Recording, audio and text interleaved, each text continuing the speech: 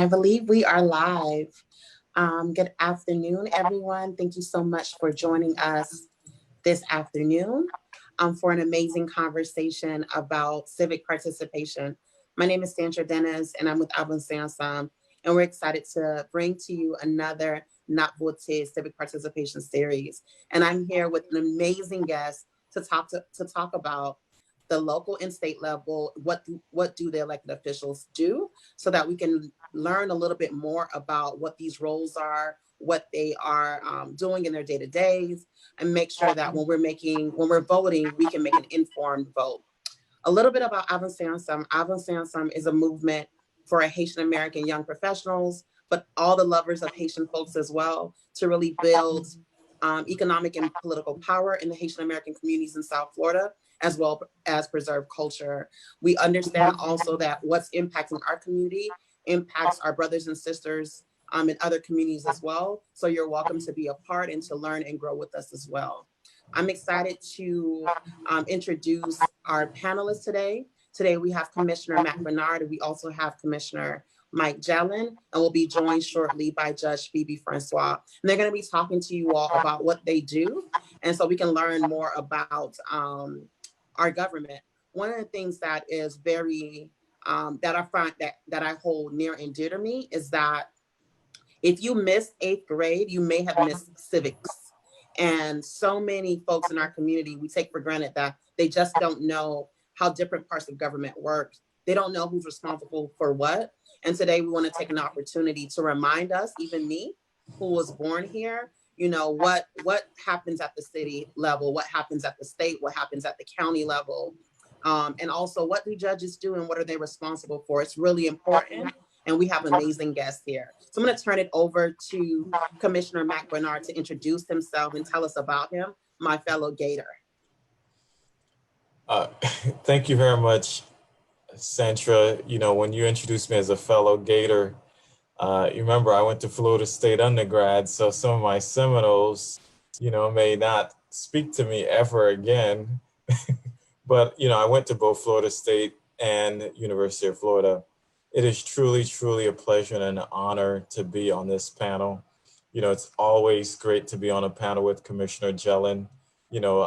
He's in Broward and Tamarack, and, I always admire the work that he's doing. And, he's the next generation, with me. I'm kind of like getting old right now. And, Mike is the next generation. And also the fact that we have, Judge Phoebe Francois, who's also going to be a panelist. Just want to thank you for the work that you're doing. Thank Avance Ensemble for educating the young Haitian American professionals that are just here to change the world. These are different times that we're dealing with.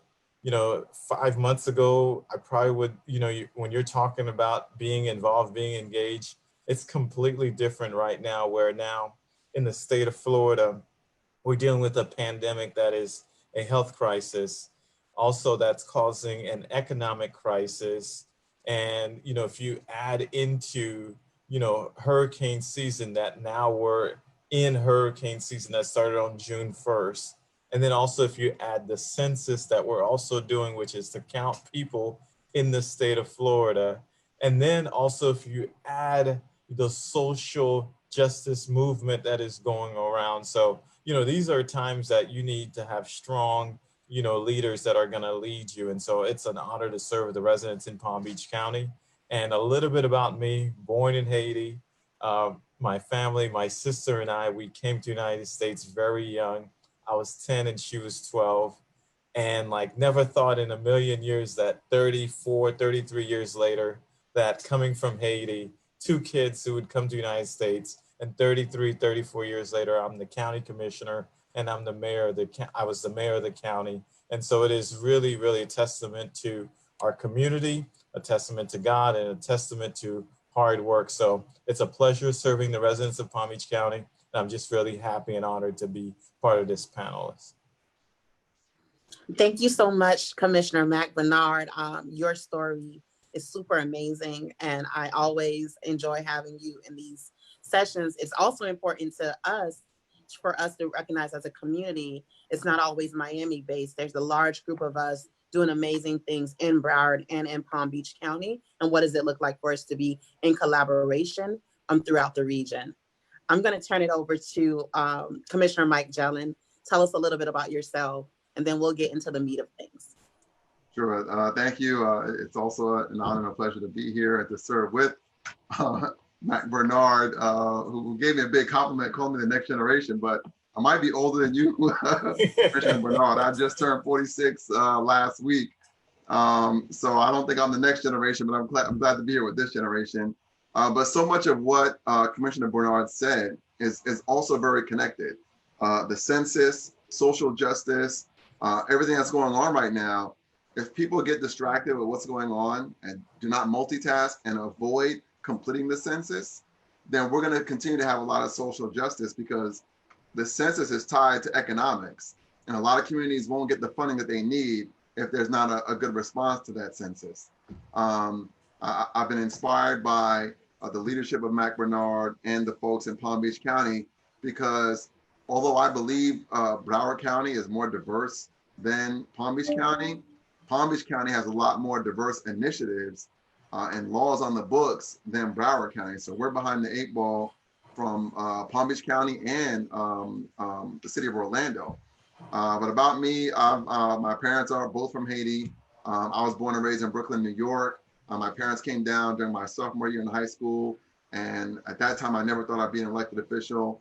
But as I got older and matured and started to pay attention to the news, I wanted to be part of the solution and not part of the problem. And while I think there's a role for everyone, whether that means marching for some people, protesting for other people, for me, I wanted to be behind the scenes and making things happen from a political perspective to get laws on the books to help protect our community and help advance our community in the ways that are possible. So that's my story, and I'm glad to be here on the panel to share more about to provide more leadership and direction for the next generation. Thank you so much, Commissioner Jelen. We're going to also turn it over to Judge Phoebe Francois to introduce herself and tell us a little bit about, I guess, your backstory, and then we'll get into into what you all do. And so I'll turn it over to you.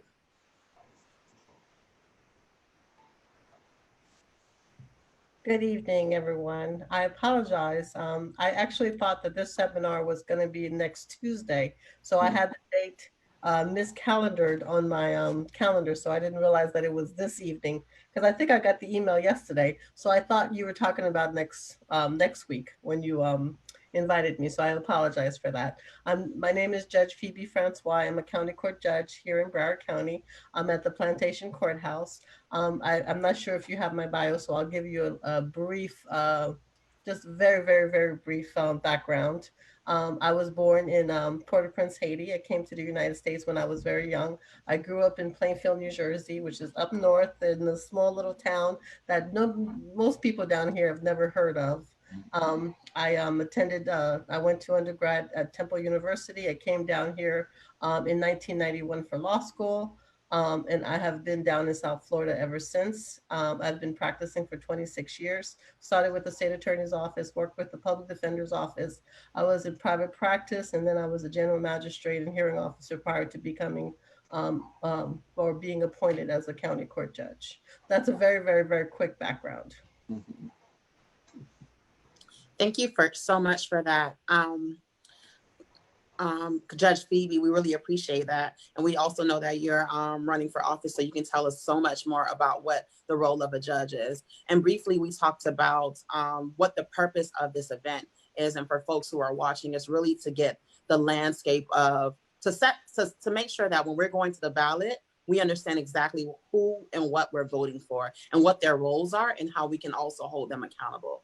And so I guess my first question, to go right into it, is really, what do you all do? What is a city commissioner or a county commissioner, and what's a judge?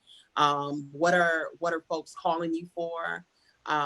Just break it down to the nitty gritty so folks can understand what your role is. And again, Commissioner Mac Bernard, we're going to ask you to put on your also state legislative hat as well when we come to you. We're going to start at the city level with. Hello?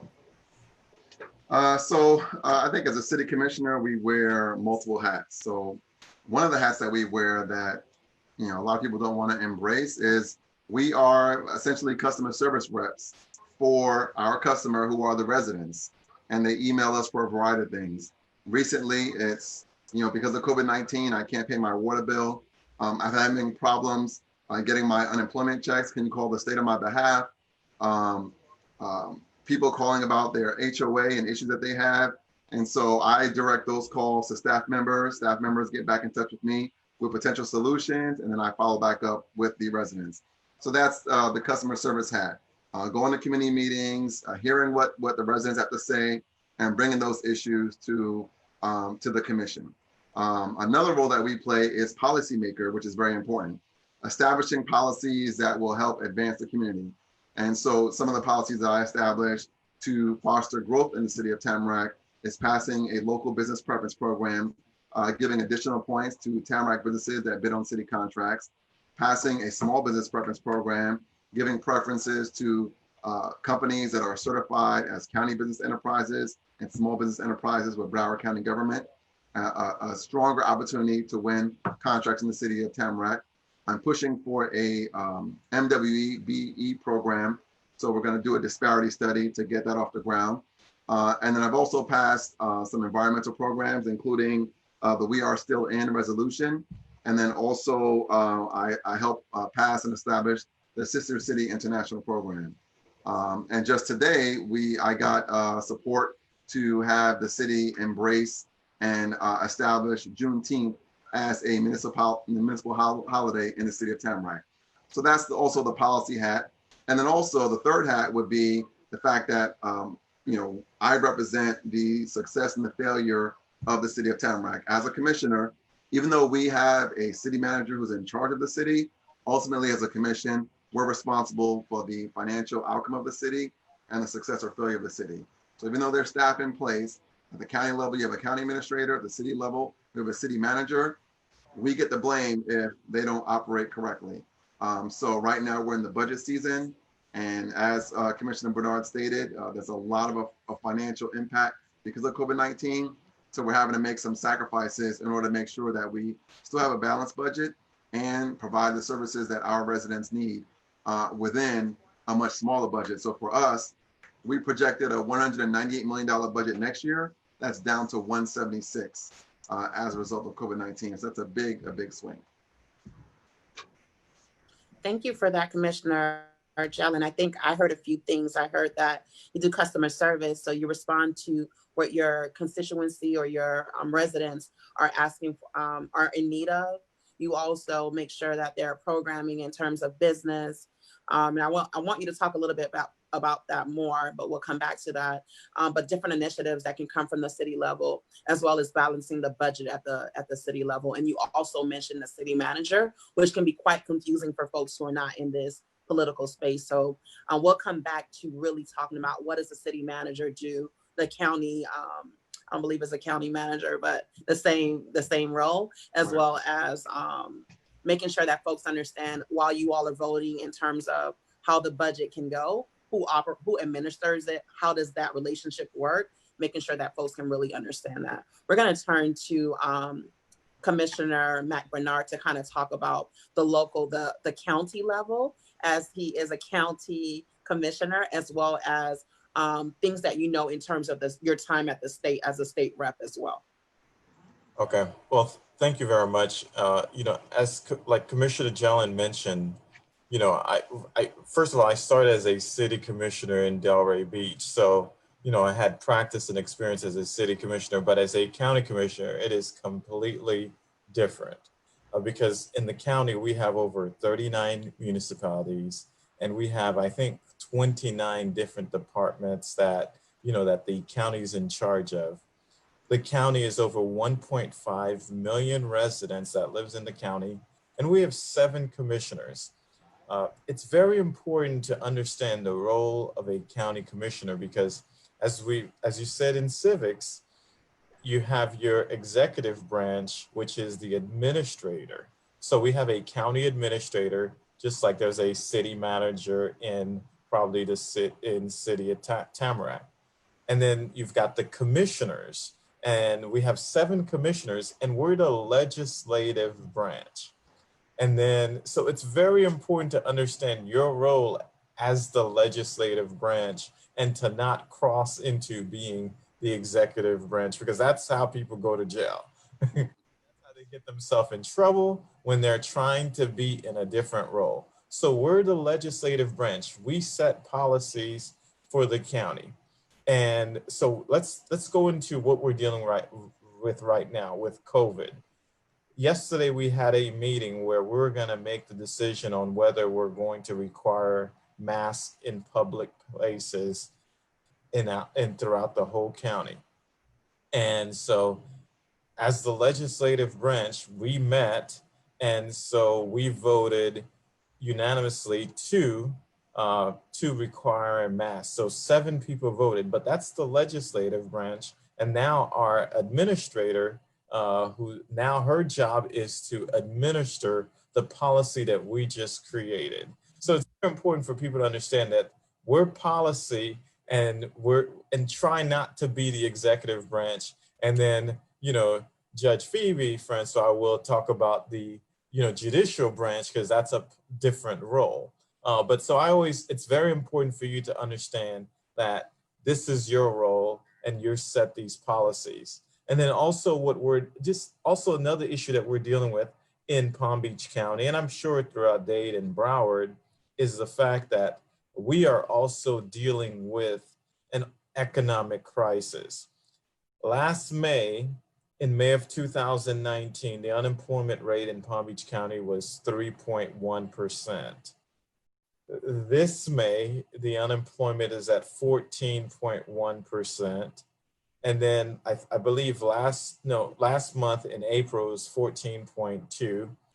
And so we're monitoring our unemployment rate that's been impacted by COVID-19. And also just think about it from a United States perspective. Over 1.5 million people last week filed for unemployment compensation. And also I believe over 760,000 people filed for temporary pandemic unemployment assistance. If you combine those two, that's over 2 million people in the country that filed for unemployment compensation. So we're dealing with an economic crisis right now that, that we have to deal with in the county with 14% unemployment rate.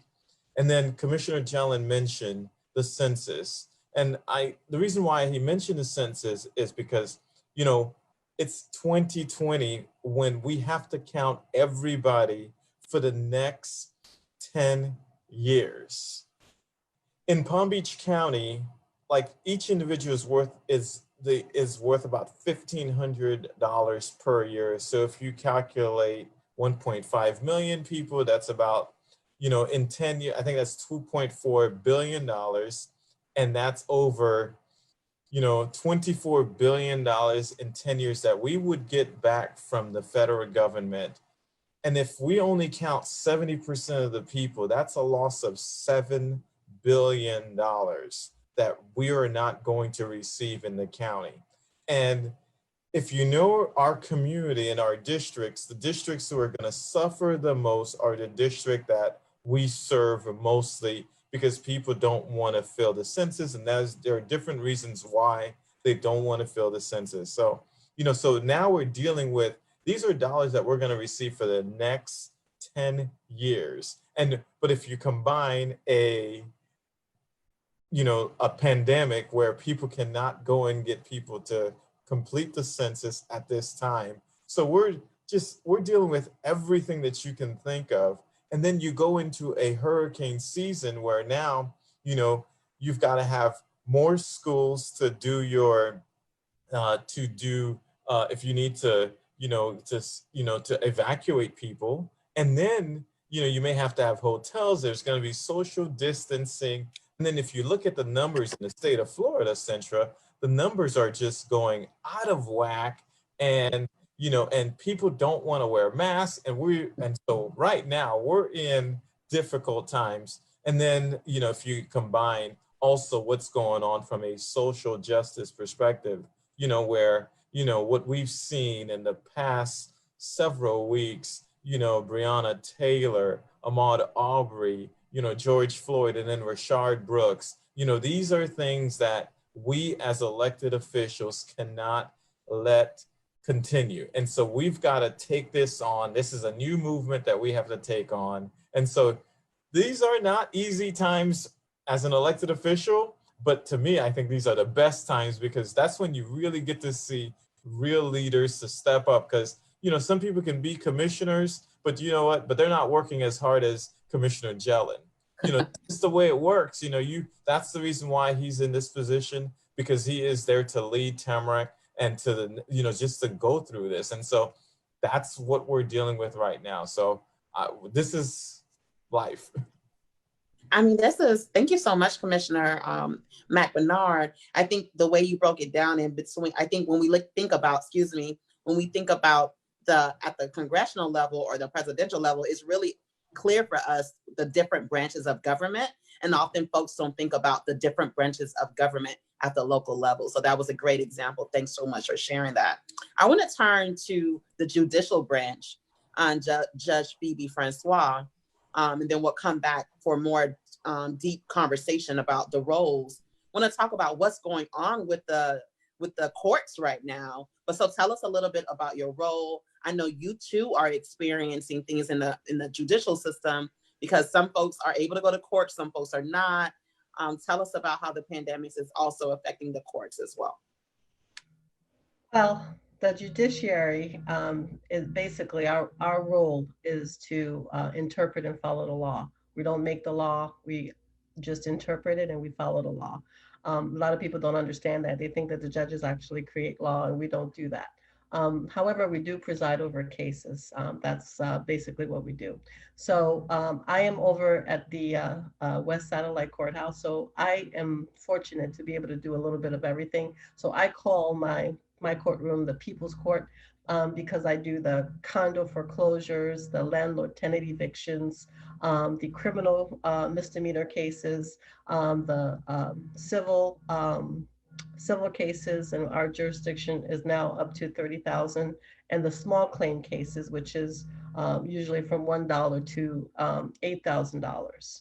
And we also do the traffic cases, and we get a lot of those, and those are just the traffic infractions. And those are the everyday people that may get a ticket for speeding or something like that. So we do a little bit of everything. And what the judge's role is just to preside over the cases, listen to the witnesses, listen to the litigants. The litigants file motions, they file the cases that come before us. And we have trials in the cases where we don't have juries, we are the fact finders. And now since COVID-19, we're still having court, except that we're doing them via Zoom, just like we're doing now. And the parties are appearing before us via Zoom, except, one of the downs is that a lot of the parties don't have a computer where they can have a camera. So we have someone using their phone and all we can see is a name. We don't know whether or not it's really the person that's actually sitting there. So in my criminal cases, I'm trying not to take any pleas because it's very difficult to do so, to swear someone in and to explain them what rights that they have and what rights that they're giving up in taking a plea, because the pleas all have consequences. You may end up having a criminal charge on your record, and that criminal charge may end up being on your record forever, especially if it's an adjudication.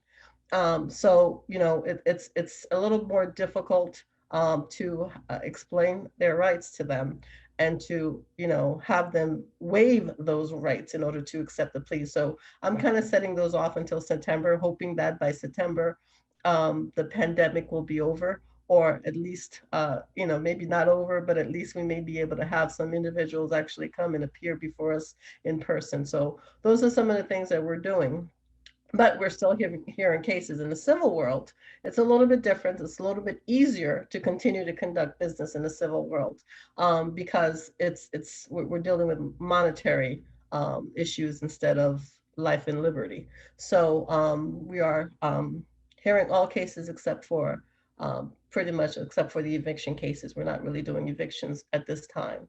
And I think that we're not going to be doing that probably until the end of July. Right. So thanks for bringing that up because I have questions around what's happening at the state level in terms of evictions. I know some of you all, at least Commissioner Jelen has talked about the local level. Really kind of one of the responsibilities is the budget of the city. I know at the county, the same thing, the budget. Let's talk about the pressing issues, what your constituencies or your residents come to you and ask, I guess, what are some of the most common requests? What are they in need of? And then we're going to take it up a notch in terms of the current pandemic where folks have to look at their budget and have to make cuts and have to make, I guess, readdress, reallocate things. What is it looking like to have folks like you all who have always fought for community? It may not necessarily be what the rest of the commission is also, what you might be prioritizing may not necessarily be what the rest of the commission might be prioritizing in terms of mutual aid. We know so many folks can't pay their rent right now, but we don't know what the governor is going to do in terms of the rent moratorium, the eviction moratorium. We also know folks need food, utility assistance. How do you all see your cities and the county stepping up to meet those needs as well? I'll turn it over to, that's for you, Commissioner Jelen, and then you can chime in after Commissioner Bernard. Okay. So in the city of Tamarack, we received some state funding, SHIP funding, in order to help support residents in need to pay some of their bills who've been impacted by COVID-19. Well, that funding relies on the federal income guidelines, which is not realistic for the income levels that people have in Tamarack. And so people who are negatively impacted, lost their jobs, they still will not qualify. And so City of Tamarack, we have a very healthy budget. I think we had like $10 million in our reserve account. And so I asked my fellow commissioners to get approval to take $250,000 from the reserve account and mimic the program, but utilize some income guidelines that more accurately reflect the income guidelines or the income demographics for the City of Tamarack. So that was approved 5-0. So what we're going to do is we're going to give residents up to $5,000 to pay 3 months of their expenses, including rent and mortgage and utilities, where we pay the utility or the rent directly.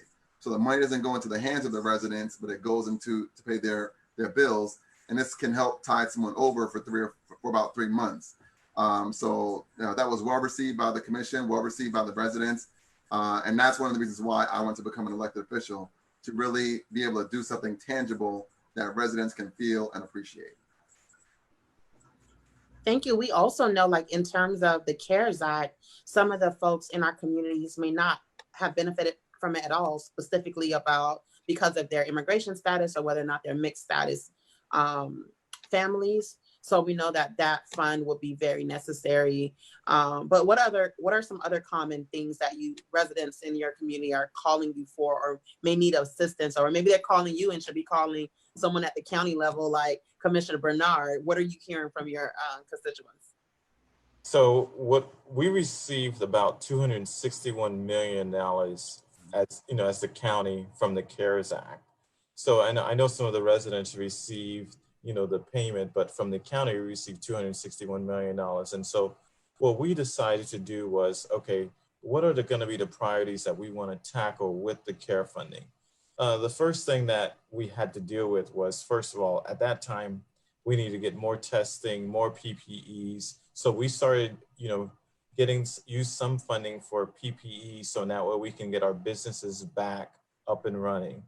And what we did also, we took $60 million and we said, you know what, we need to help our small businesses. And those are our businesses with 25 and up and 25 and fewer. So the businesses that were 25 and up, we felt like they probably received the PPP from the federal government, from the SBA. And so we only allocated $10 million to the businesses that are 25 and up. So the smaller businesses, we allocated $50 million. So in that way we can provide up to $25,000 of grants, not loans, but grants to those businesses. So in that way they can use it. So in that way because the world's changed. And so what we're hoping is that as many of those businesses are able to use the grant, so in that way they can change their business model so in that way they can operate in a new, different world.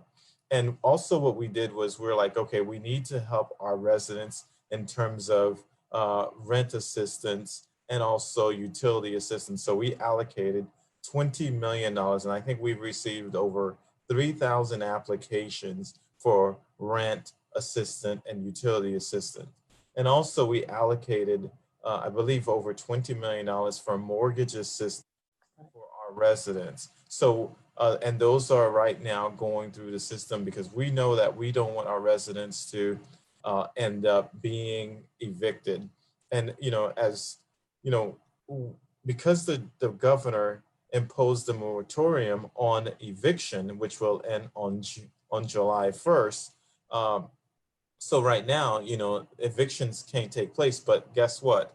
The landlords have been filing those evictions. So they're in the process. And what we're doing as a county, we have our department that's doing that. They're communicating with those landlords. So in that way, they can try to, stop these evictions. And so in that way, they can pay them. So in that way, we can, at least save some of our from being evicted. So the eviction, mortgage assistance, and utility assistance are really big for us, and also getting our businesses back. But in the county, we also have hot spots because of the fact that if you think about it, in Dade, Broward, and Palm Beach County, 60% of the COVID cases are from Dade, Broward, and Palm Beach County. And we have a lot of essential workers who work out in, let's think about it, Immokalee.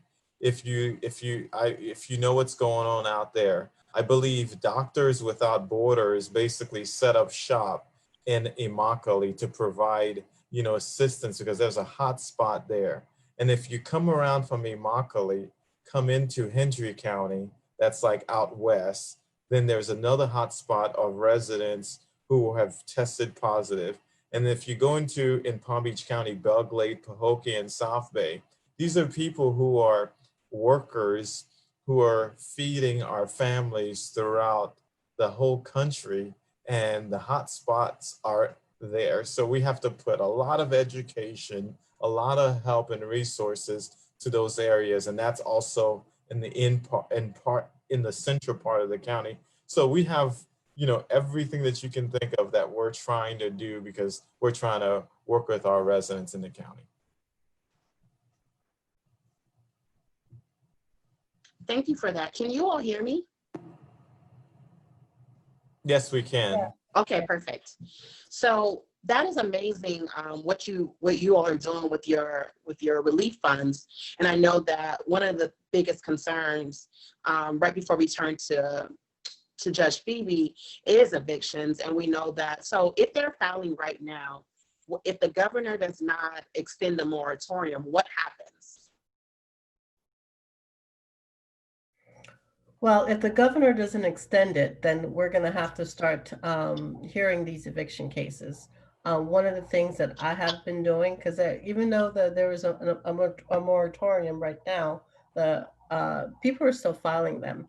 We're just not signing off on them, and we're not defaulting. We're not doing anything with those cases, but they're still being filed. So I have a stock of them piled up on my desk, waiting for whenever we're told that we have to start dealing with those cases.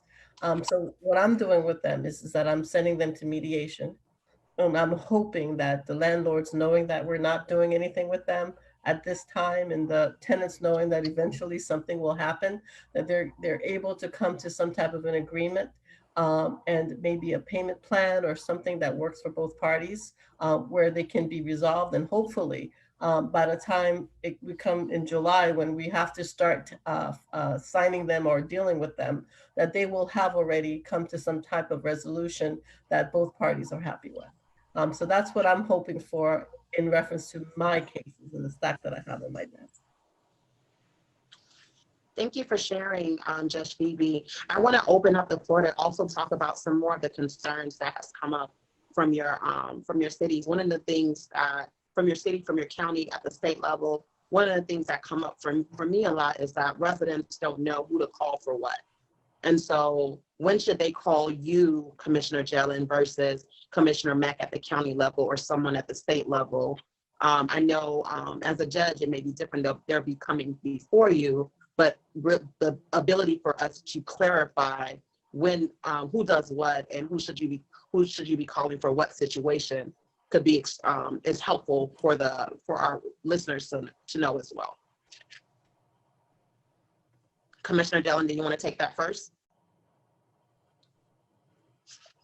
Yes, I tell residents to call me for anything because I'll just redirect that call to the appropriate party. And quite honestly, I don't think residents reach out to elected officials enough because they don't realize that, you know, we represent them and they pay us. We get paid a salary, they pay us. So someone actually called me in my community about a resident that was homeless. And I actually drove by and I saw, you know, a pile of furniture and stuff outside. I just thought that they were in the middle of moving, but it was a relative that kicked out another relative. And so they called me. I got in touch with someone from our social services department. We were able to put that person in a hotel temporarily, and they just needed a place to stay for a couple of days until they were able to move to another relative's home in the Tampa area. But that was an issue that, you know, was never on my radar. I really didn't know how to resolve.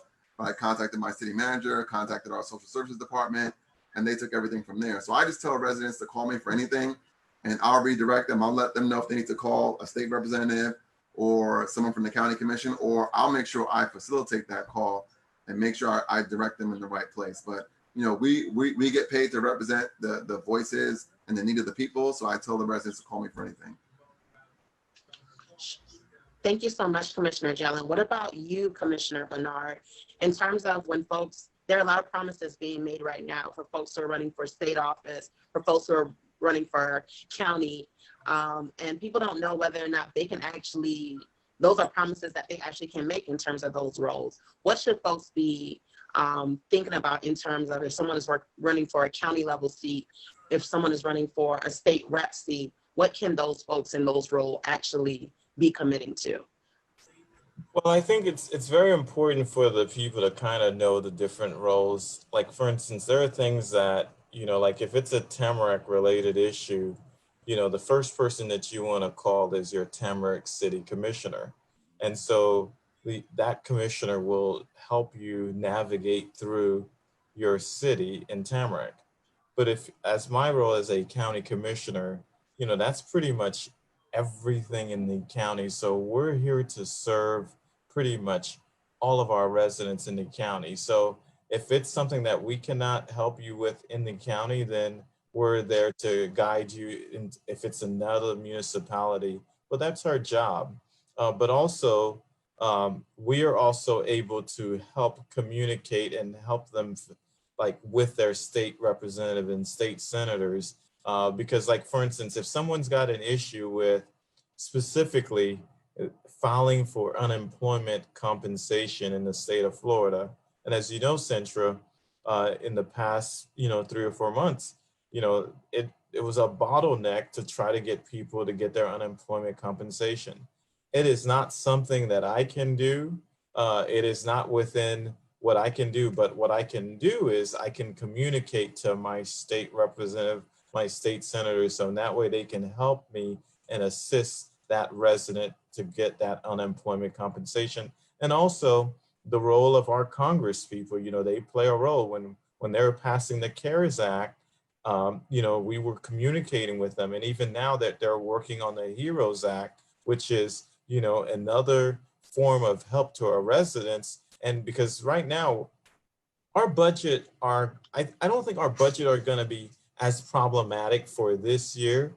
The reason why is because of the fact that taxes are calculated based on January 1st of, the value is based on January 1st of 2020. So the values pretty much won't change as much, from January 1st of 2020 till right now. But when we go into our budget for 2021, that's when we're going to pretty much have a shock where we're going to have budget cuts. And that means that that's basically, services that we're going to have to try to provide to our residents. And Centra, I served in Tallahassee. I was a former state rep during the budget, during the recession in 2008, where, we were cutting billions and billions of dollars. And that was just difficult when you're making these tough decisions. So, and, as people are voting for, especially people who are going to be in Tallahassee, there's representatives and senators, they play a major role in terms of, what they do in Tallahassee. But really, when it comes down to it, a lot of the things are what Mike and myself will do for them locally.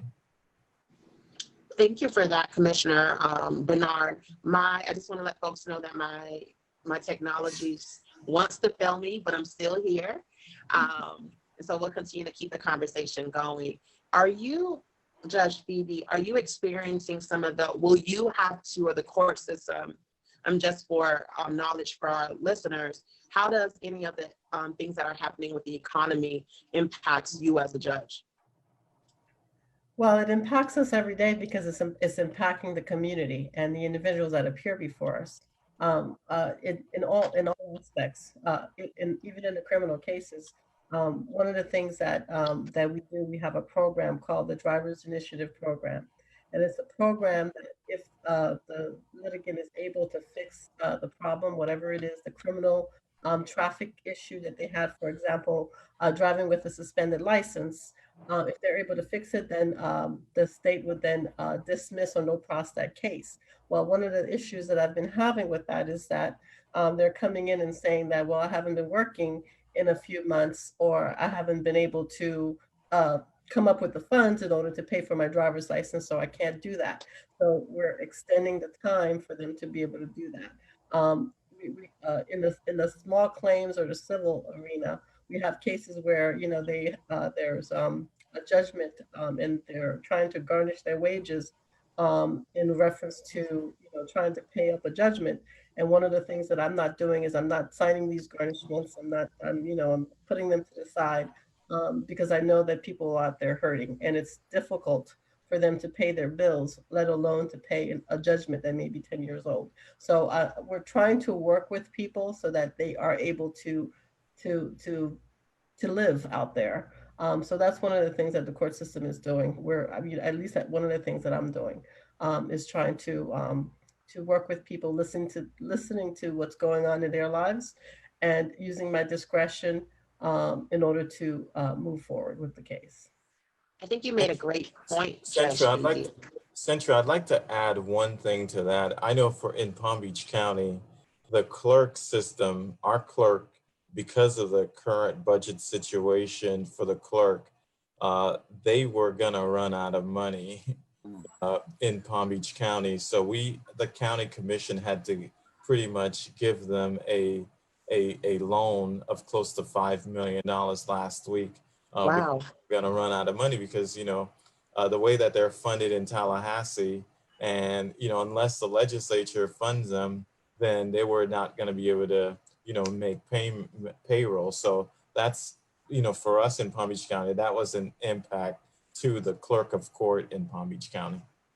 And I wanted to follow up to something Commissioner Bernard said. So like when I get calls for people who are struggling to get the unemployment checks, I was able to reach out to our state representative, Dan Daly, who has been, openly critical of the DOE, and he's been able to get applications processed or make phone calls. So he was able to help a resident. A business owner in Tamarack had contacted our county commissioner, Michael Udine, about some traffic issues. They researched it and realized it was a Tamarack issue. So he reached out to me and copied the business owner in Tamarack. And I was able to get our traffic engineer involved. And there's one street that Tamarack is responsible for. There's another street that's privately owned. And so the traffic engineer is working with the privately owned street to try to resolve an issue where there's just a high incident of traffic accidents. And so there needs to be some kind of a better alert system there. So a lot of what we do sometimes is quarterbacking and working with other elected officials to find out, who's best in position to resolve an issue. That's phenomenal. And just to piggyback on both of what our commissioners have stated, is the courts are funded um, by some of the traffic infractions that people are paying, the fees for the clerk of court, the filing fees, as well as some of the fines. And when we don't get that income coming in, then the entire court system is impacted. I think all of the counties are having the same issue that Palm Beach had, in reference to the finances in the budget. So I think, Judge Phoebe, I want to go back to you because you made a point that I want to acknowledge. You talked about your discretion. So not to be shady or anything, is this something that you're doing in your court as a judge, and other folks have the discretion not to do it? So just so folks or our listeners can better understand, when you say your discretion, you're deciding to do this in your courts, but other judges may or may not decide to do the same thing. Is that how I'm supposed to read that? Okay, are you talking about in reference to the garnishments?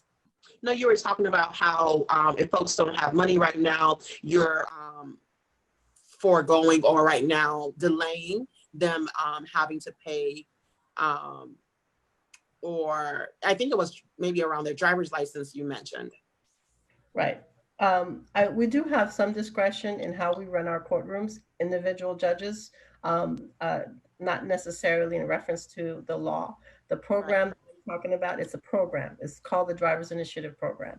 So I do have some discretion with the state attorney and getting the state attorney to give them more time in order for them to be able to come up with the money in order to pay for that. The state attorney's office has been very gracious in giving that time, because it's the right thing to do. And I'm not speaking for any other judges, but I know that a lot of the other judges are doing the same. I think it's just a matter of doing the right thing when someone comes before you and they have an issue, and we try to resolve it the best that we can. Mm-hmm. Thank you for that. I'm going to turn to Nancy to see if there are any questions in our discussion. I know there's been a lot of comments, but if there are any questions that are coming up, Nancy, if you can cue us and let us know. And I guess we'll continue to talk. I have a few more questions. I want to say that we may have about 15 more minutes left. And in your humble opinion, for our elected officials, Nancy said there are some questions, will come to those. How do we encourage, like, this is a huge voting year. I mean, every year there's elections, but in terms of this is a presidential year, we've gone through a pandemic. There's a Black Lives Movement that's really strong, and folks have the time to really see what's happening and really want to fight for real liberty in this country. What will you say to young folks about the importance of being active and participating in local and state government, specifically around, there's a phrase that all things are political. Everything that you can think about, from your gender, from transportation to everything, is political, and making the connection for folks about the importance of civic participation. And I'll start with you, Commissioner Bernard. Well, first of all, I just believe that really politics is really, really local. And I know some people want to just, this is a presidential election year, and they were like, okay, well, they're only going to vote during the presidential election. But, you really need to vote, in your city election, because I'm sure the people who, came out to vote for Commissioner Jelen, when they came out to vote for him, it's probably in a March election. It makes a big difference who's your city commissioner, who really gets to decide your taxes, how your garbage and all that kind of stuff. And, a lot of people just think, okay, well, I'm only going to vote in a presidential election. You've got to vote in your city election, your county commissioners. I've learned a lot as a county commissioner, what we can and cannot do during a pandemic.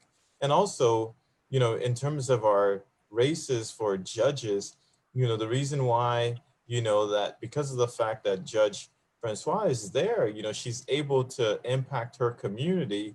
And so people need to vote for her. So in that way, they can make a difference, and they've got to vote for all of those judges and don't give anybody a free pass and say, I'm only going to vote in presidential election years. And then you've got your sheriff, your state attorneys. These are people who make the decision on whether you're going to, you know, charge you and all of that kind of stuff. And I think people just need to really get involved, get engaged, in not just presidential election year. Because like for me, I vote in every election because like I'm going to yell at somebody for, you know, for not doing what's right. Yeah, and I'll just add to that, you know, it's about, so what does it mean to get engaged and get involved? It means being involved outside of the election process. And so my election is not in a March timeframe, even though it is in some other cities like the city of Miramar, but you know, we're on the bottom of the ballot. And so there are people who vote for governor or for president, and then they'll skip the local election. So the person that impacts them the most, they don't vote on, or they have no clue who that person is. And so when young people come to me and they say, well, what do we do to hold people accountable? I said, number one, don't give people for free. So when I seek endorsements from different organizations, oftentimes they'll have a document that they want me to review and sign, stating that I'm going to support certain policy positions that they deem important. And if you don't sign that document, you're not going to get the endorsement. I mean, that's part of the process. And to me, that's something that we don't do enough of in the African-American community. What policy positions do we want our local, state, and federal officials to push on our behalf? And then how do we measure them after their 2, 4, or 6-year term? And that's what we need to do a better job of. We need to do a better job of holding them accountable. And you know, other groups have their political action committees, and they're very strong about supporting or getting rid of representatives that don't push their agenda. And that's really a true democracy. You know, the people say, this is what we want. We're going to put you in office and we expect you to meet that agenda. And if not, we're going to vote you out. And we need to do a better job of that as a community. Thank you for that, Commissioner Jellin. I was on a call last night with a lot of folks from the community, and we're talking about policy demands, and it brought again to me the importance of having folks understand who does what, because folks don't know what to ask for because they don't know what people do, right? They don't know, you know, whether or not, you know, you all are the administrators or whether or not you're making policy, and often they're asking programmatic things, or, you know, they're just asking the wrong questions. And I think it's important for us to know, you know, what kind of demands should we have our elected officials, especially in a community like ours, where this kind of democracy may be new to what, let's say, our parents' generation, and even to us as well. Right. And then in Broward County, you know, we have an opportunity to vote for sheriff, we have an opportunity to vote for district attorneys, and we have an opportunity to vote for several judges. And what matters is how compassionate are some of those judges? How aggressive are those district attorneys? Are they going to give people second chances? And the sheriff, you know, is the sheriff going to hold their rogue police officers accountable, or are they going to be flexible and let people that have a bad record continue to be on the force without any accountability? So those are the things we need to evaluate prior to electing someone. And then once we elect them, there needs to be a better mechanism of tracking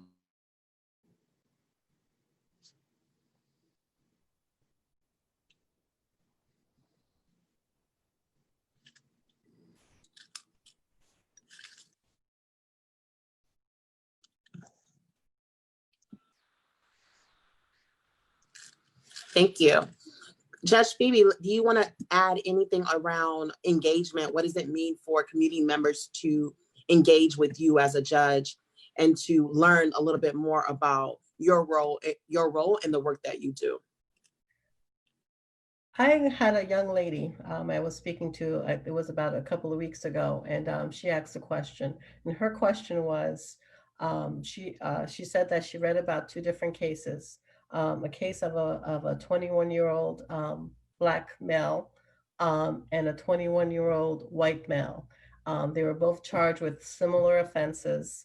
They both had similar backgrounds as far as prior offenses. And they were each given very different sentences. The young Black boy, it was a second-degree felony. He was given about 12 years in a Florida State prison. The young white male was given a probationary sentence. And they wanted to know, well, how could that be? How could you have two people with similar situations, similar fact patterns? How could they get two very different sentences? And what I told her is it's not the law, it's the person that's interpreting and giving out, passing out that sentence. That's what makes the difference. And that's why it's important to do your homework and to make sure that you are voting on someone that is going to care about the community and to listen and to make sure that some of these disparities don't happen, especially when there is some discretion in sentencing. And that's the thing. It's like if you have someone right now, according to the way the sentencing guidelines work, if it's your first offense, the court may be able to give you from probation all the way up to prison. And usually the maximum amount of time in prison, if it's a second-degree felony, for example, would be 15 years in a Florida State prison. Well, that's a lot of discretion. However, you want to make sure that you have someone who's going to be fair and who's really going to look at the issues, and there's no reason why someone who has a very similar background will get such a very different sentence from someone else. And the only difference is race. So we want to make sure that we do our homework. And I think that's important. With all this stuff that's going on out there, people are not voting. And they're not doing their homework. And I think that's what they need to do. And that's what's important, is to do your homework and to make sure that your voice is heard. And the way you make your voice heard is by voting. Thank you so much. Nancy, do you want to chime in and ask some questions from the chat? Then we're gonna, perfect. Absolutely. Just want to say that everybody is enjoying this conversation. Great feedback. So one question that came up, and this is towards Judge Phoebe. You had mentioned earlier in the conversation that 30,000 cases per how many judges? Someone wanted some clarity around that. What do you mean by 30,000 cases? Someone said 30,000 cases per how many judges? So how many cases per judge? Well, every judge has a different case count depending on how fast the case is resolved. So I don't have 30,000 cases, thank God, not at one time. But we do have a lot of cases, and it depends. And right now, my civil case count may be about 4,000 and change. And then I also have a criminal case count, and that's a different number. So yeah, we're very busy. We're working all the time trying to resolve our cases. Now that with COVID, we do have a backlog.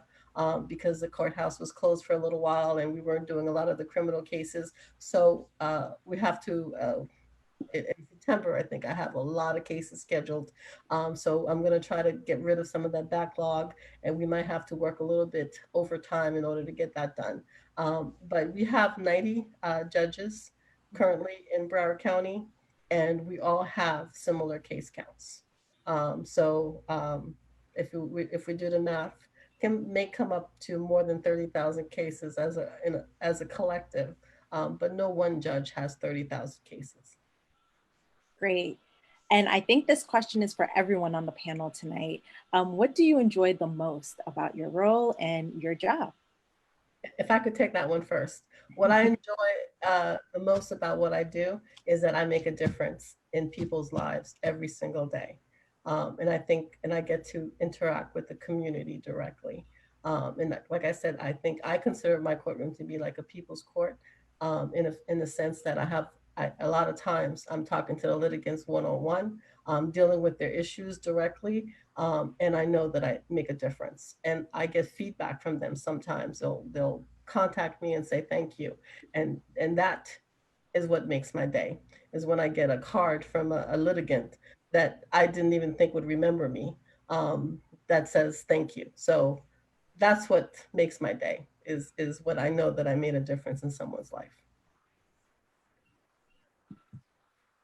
You know, it sounds cheesy, but you know, it does feel good to serve people and to make a tangible difference in their life. So, you know, to get the commission to approve getting $250,000 out of our reserve and providing funds directly to the mortgage servicer or the the rental company and pay different utility bills for people who are in need.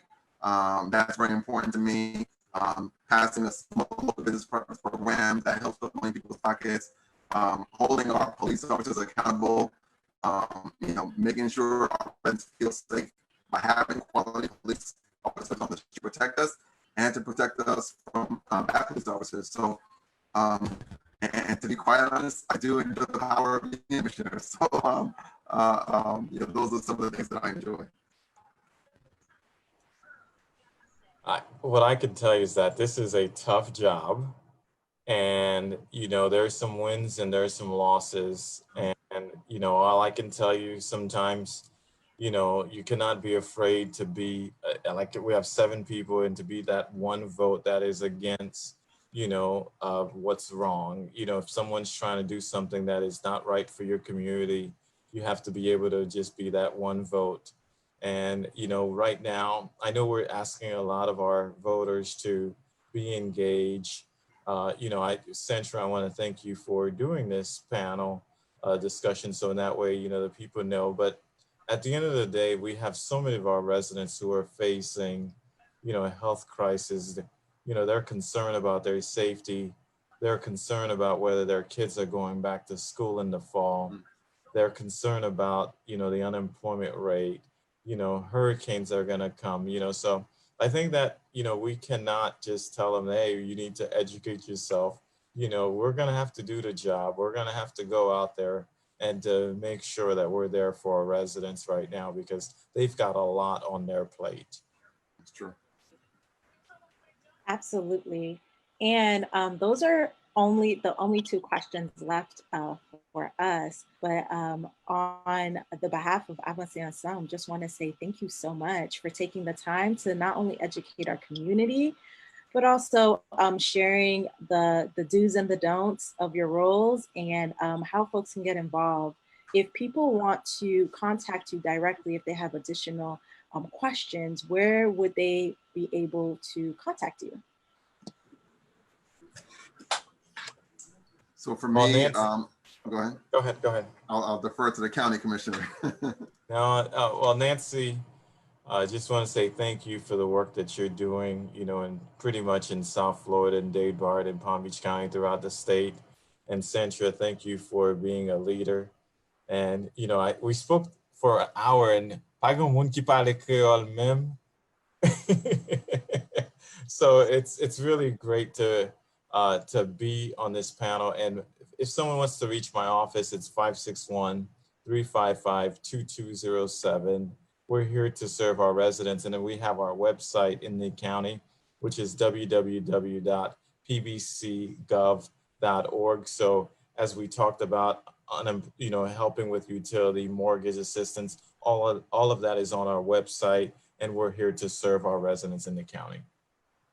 Thank you. Commissioner McGovern? Yeah, my contact information is on the website, tamarack.org. Then also, I know there are some people that don't feel comfortable calling or emailing the city because that becomes public record. And so I have a personal email address, mike@mikegillen.com, in case people don't want to send something that will become a public record. And I'm all over social media, Facebook, Instagram, Twitter. And so I can be reached in all those platforms. It's a pleasure to be on this platform. So thanks to Centra. Vote for Nancy, vote for Phoebe. We do need more of our people in office. And thanks again.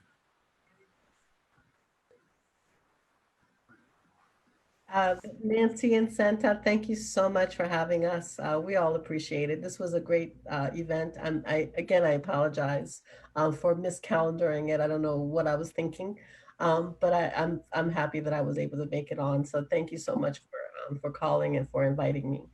If anyone wants to reach me, they can reach me on my website. It's www.keepjudgephoebefrancois.com. And I'll also give my personal email. It's phoeberfrancois@gmail.com. They can also call my office at 954-831-2314. Again, my website is www.keepjudgephoebe.com. There's a contact on there, and they can put in their telephone number, and I promise that I will call. My email address again is phoeberfrancois@gmail.com. And of course, if it's a question in reference to the courthouse and has nothing to do with the campaign or nothing to do with anything like that, they can just call me at 954-831-2314. And I believe we have one more question, and I'm going to pivot back to Sandra. Thank you so much, Nancy. I know we're closed out, but we wouldn't be young and fun like Commissioner McBernard mentioned, Nous Para Haïtien, if we don't do a freestyle question for the young folks. Tell us the favorite part of Haitian culture, favorite Haitian food, and maybe favorite Haitian, favorite Haitian food and artist. And just a freestyle question, really want to get to know you, and then we'll wrap with that. So we're gonna start with you, Commissioner Jelen. Okay. Favorite Haitian food is my mom's my mom's rice and beans. And she makes the best plantains. Artists, I can't think of an artist right now, but what I love about the Haitian culture is the fact that we were the first to get our independence, and that's something that no one could take away. And there's a lot of pride that comes from that, and I think it's something that should be celebrated more all over the world. Thank you, Commissioner Bernard. Me, my favorite food is moi ziri blanc, sauce foie Congo avec poule di. True Haitian. Do you have a favorite Haitian artist? Well, you know, that's Wyclef. Yeah. Wyclef, and as Commissioner Jelen mentioned, being the first to get independence in 1804, which means that we like soup jumeau, and nous gen Sunday salad. Absolutely. And what about you, Judge Phoebe? I have to say I'm a foodie. I love all Haitian cuisine. I love Haitian food. One of my favorites, I think, is Djiri Collé avec legumes. So that's what I like to eat the most. I like griot also, but I try to stay away from some of the pork. But I still love it, and I stay away from all other pork except for griot. So that's my favorite. And I agree with Commissioner Bernard. I love Wyclef. Yeah, same That's here. right. Wyclef Jean. Nancy, I'm going to ask you too. Go ahead, Nancy. Okay, so one of my favorites is du collé avec légumes. I stay away from the pork. And then one of my favorite artists, groups right now, is Harmonique. Perfect. And I'll go to my favorite is Dili Blanc Sauce Foie Légumes, because I don't believe di collé and légumes go together. We can talk offline about that. And my favorite artist is for sure Mikael of Kalimi, because Kalimi is a Haitian American. Kalimi is for the Haitian Americans. And what I love about Haitian culture the most is I think we're very prideful people for the good of us and for the bad of us, for better or for worse. That's the phrase. And I just love our culture. I love driving through Little Haiti, Broward, Little Haiti, Palm Beach, wherever you go, you'll find Little Haiti. And it just gives me so much energy and so much pride.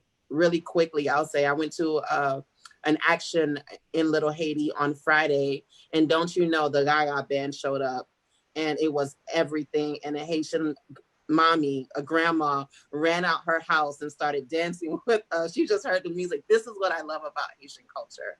I think that's it for us. We really appreciate you all for joining us this evening. I will share the analytics with you all. This video will go far. We'll share it with you all so that you can share it as well with your on your platforms.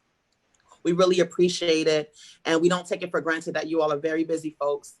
We know you took the time out of your busy schedules to really educate and make sure that our community is informed, and we're forever grateful for that. Thank you so much. Nancy, thank you so much for being a co-leader. Judge Phoebe, we believe in you. Thank you so much. You all are inspirations to us. When I was growing up, I didn't see this. Now I'm an adult, I see this and I'm still empowered by it, inspired by it.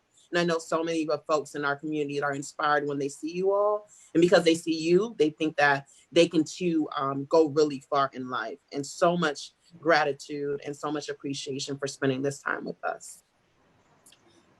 Thank you. Much. Thank you. Absolutely. Thank you. And Nancy, are you going to